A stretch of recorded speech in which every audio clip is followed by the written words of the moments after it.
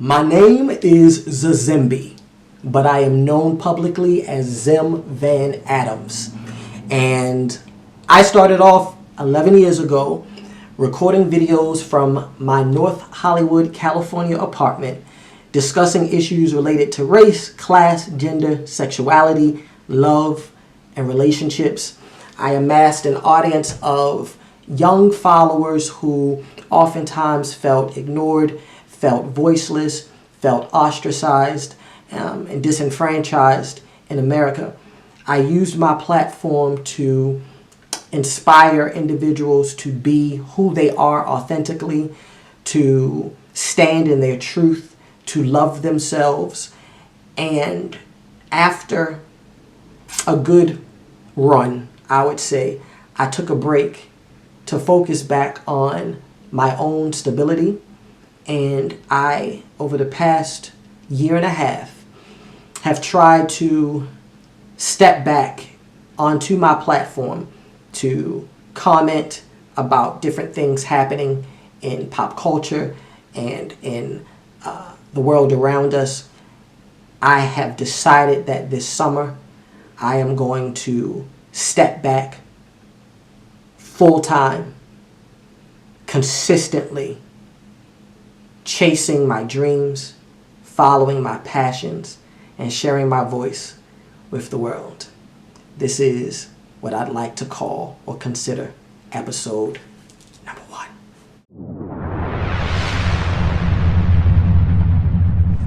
The other night, I had just finished watching the 4th episode of FX's phenomenal, prolific series, Pose.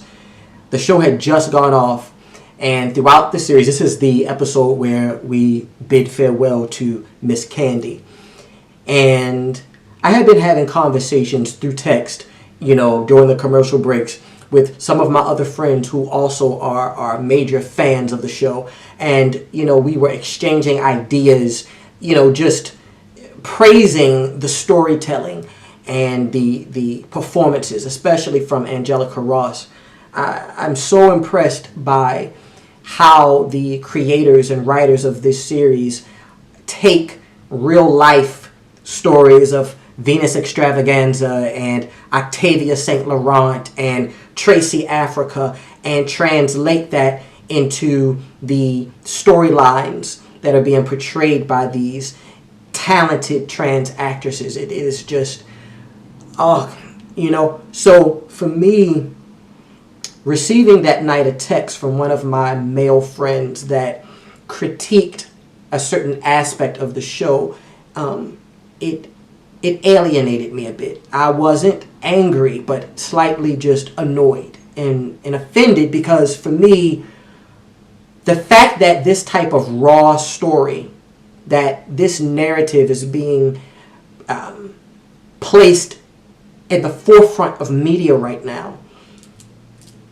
it's not only entertaining mass audiences, but it's also teaching and redirecting a lot of the ignorance that exists not only amongst cisgendered males and females in society, but even more so in the minds, hearts, and spirits of other gay men.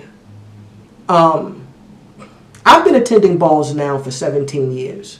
I was like a sophomore, junior in college when I first started attending balls at a little hole-in-the-wall spot called Buns here in downtown Baltimore, and also at a larger warehouse space called the Paradox. And it was actually in 2004 where I met a young man who walked face and sex siren for the House of Con. And I've told this story on camera before, back in 2010. To make a long story short, he basically hid from me the fact that he walked balls. Even though I sat that night in 2004 and watched him walk face and win for the House of Con, we met on the other side of the venue where the regular party was taking place. And, we exchanged phone numbers at the end of the night. We chilled together. And he basically, when I complimented him actually in person for his win, he tried to make it seem like, I had him mistaken, that he wasn't, who I thought he was, and, that wasn't him. And, as time went on and I began to matriculate further into the community and experience life, I learned and realized that the reason why he denied walking that ball that I saw him walk and winning that trophy for Butch Queen Face is because in our community, in the gay community, especially in the black gay community, there are many gay men who turn their noses up at anyone who belongs to a house, who walks balls. Ballroom, despite it right now being, as I said, at the forefront of mainstream media and the big talk, in headlines across the country, ballroom participants, house members, and trans women are still, to this day, looked down upon, frowned upon by gay men. There is a division, a huge division. And it has been this way for a very long time, to the point where guys will pretend that they aren't in a house, that they ain't into that bullshit, just to date you or to spend time with you or to get to know you, because they too assume that you're one of those individuals where if you don't belong to a house and you don't walk balls, then you're also a part of this stick, or you hold these ideas and these stereotypes that, everybody who walks, lack education or don't work real jobs or craft and steal people's social security card numbers and fight all the time. They don't have any career, no passions, no intelligence, no drive. And those things couldn't be further from the truth. You know what I'm saying? It couldn't be further from the truth. I have 3 people in my life who, 2 actively participate. Well, 1 actively participates in ballroom. He is one of the fathers of the House of Balenciaga. And one of my mentors, she is an icon in ballroom. And to me, an icon in her everyday life as well. A trans woman who has been a teacher, a nurturer, a motivator for me over the past 14 years.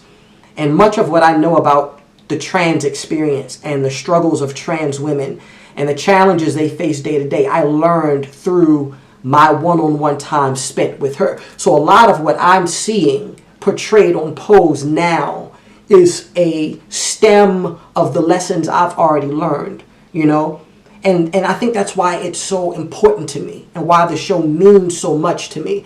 And I wish it meant that for a lot of the men in our community, because, to let truth be told, gay guys really do think that they are better than those who walk balls, because to them, their fraternity makes them more important than your house.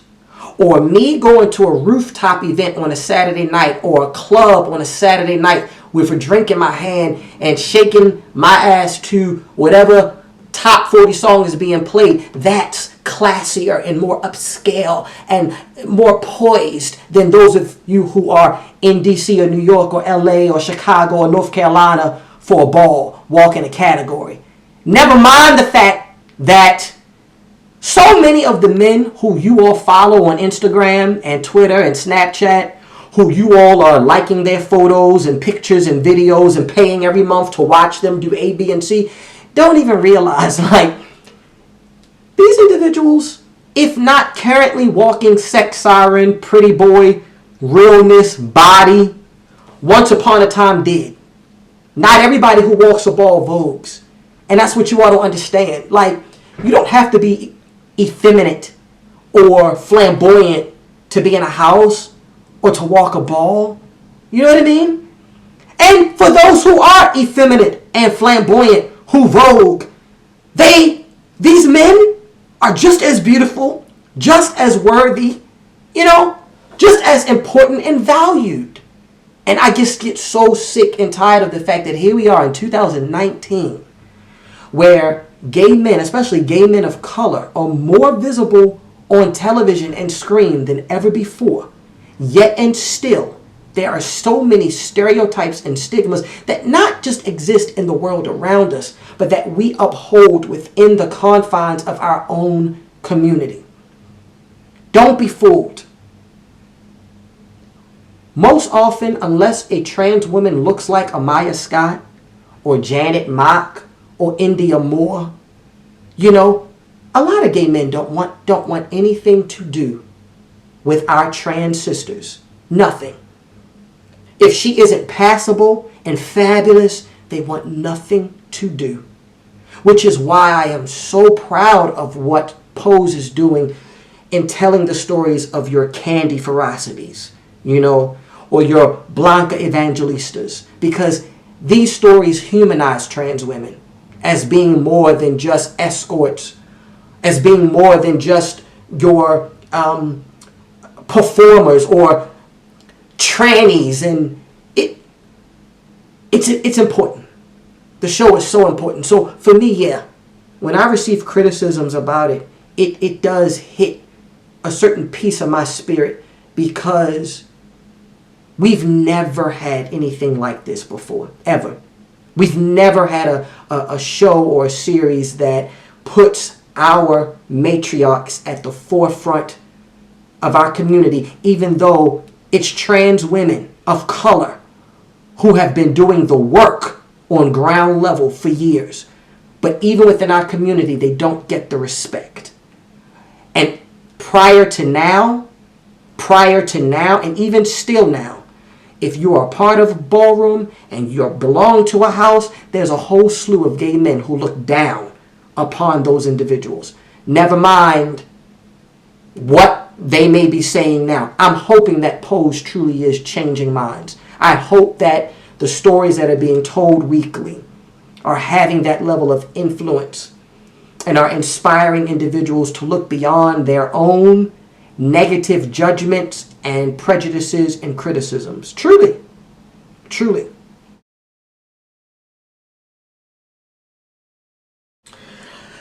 One of the things that,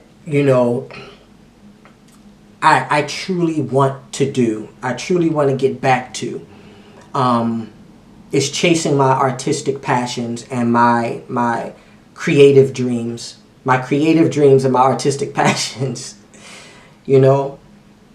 I over the past 5 years, I've been working as a family service counselor and community support specialist for one of the leading Black-owned mental health agencies here in Maryland.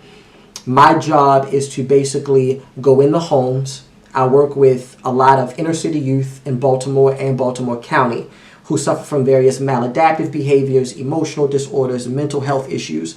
And it's my job to go into the homes and into their schools to teach them, their families, their teachers, and IEP staff how to take everything they're learning in therapy and translate that into just your everyday routines, strategies, and practices to help them meet the different goals and objectives that we have created for them.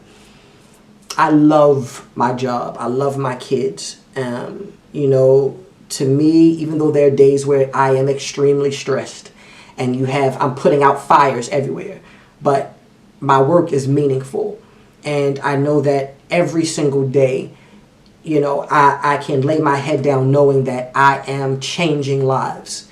And to me, that's what being successful is. When you can live your life doing something that you love, something that you're passionate about, and financially take care of yourself while still giving back to others, that is, to me, success.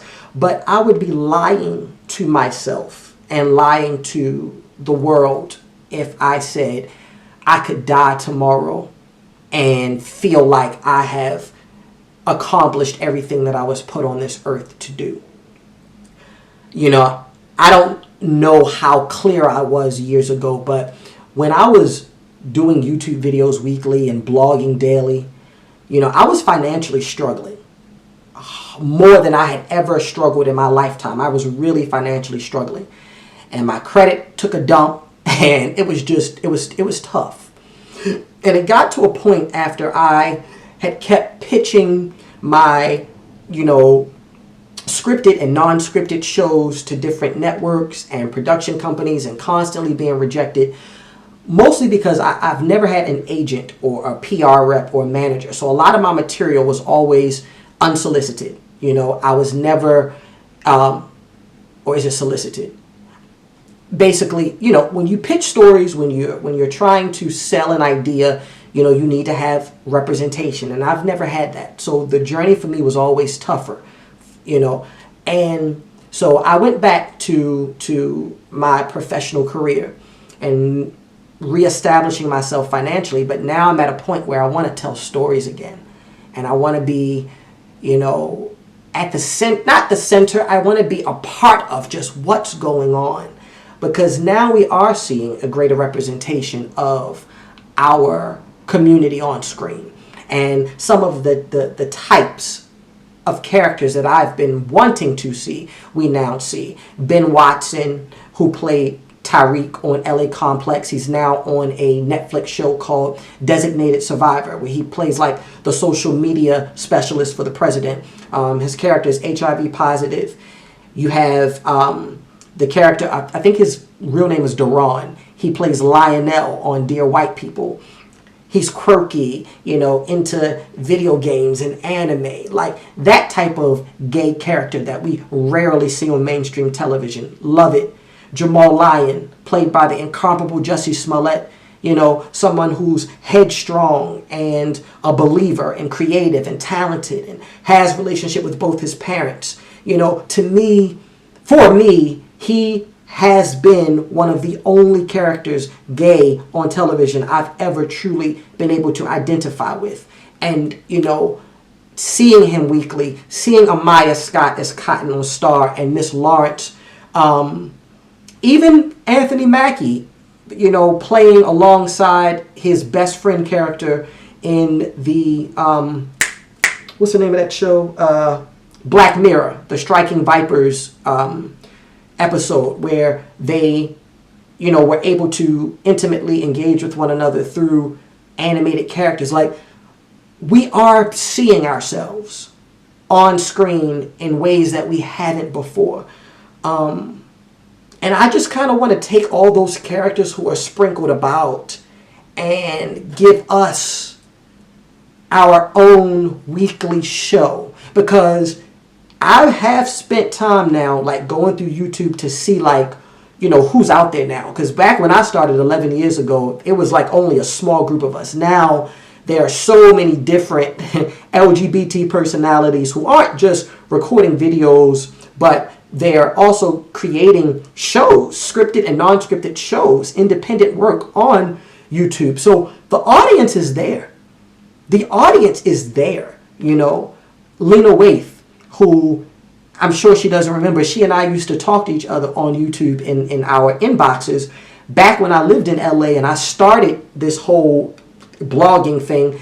And she, you know, had this online show called, I want to say it was called 20 something. And I identified with the lead character. And I remember after watching the show, I reached out to her to tell her, like, that character then mirrored who I was and what I was going through at that point in my life, living in North Hollywood, living in California, trying to get my career as a writer going. And, you know, to see her now as an Emmy Award winner and having shows on Showtime and the characters that she's created on Boomerang. We have the lesbian character, the bisexual character. She has a movie coming out in October, November that I'm sure is going to be Oscar nominated. I'm impressed with what's going on. And I really want to develop stories that reflect what goes on with us on ground level, because I think Pose is doing a magnificent job of telling the trans or sharing the trans narrative on every level, just hitting it point by point by point. And I want to do that, or I want to be a part of the team that does that for gay men. Because it's been 13 years, literally 13 years since Noah's Ark went off the air. So we haven't had something of our own in such a long time.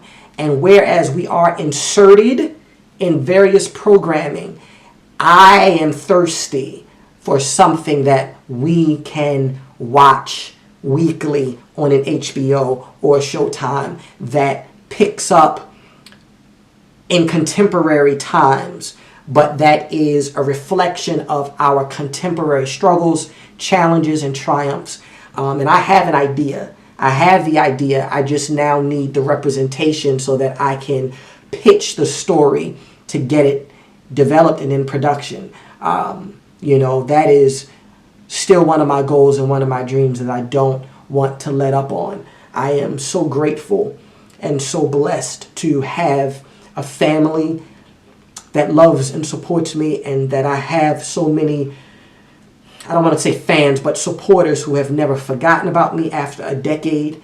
And, I know in my heart and in my spirit that I can't sit back and continue to pray and just hope that something's going to happen. I have to put myself back out into the universe and make it happen, because there's no such thing in life as somebody coming to save us. We have to be our own saviors. Have faith and pray, but you have to move. And that is what I am in the business of doing now. That's why I've recorded this video.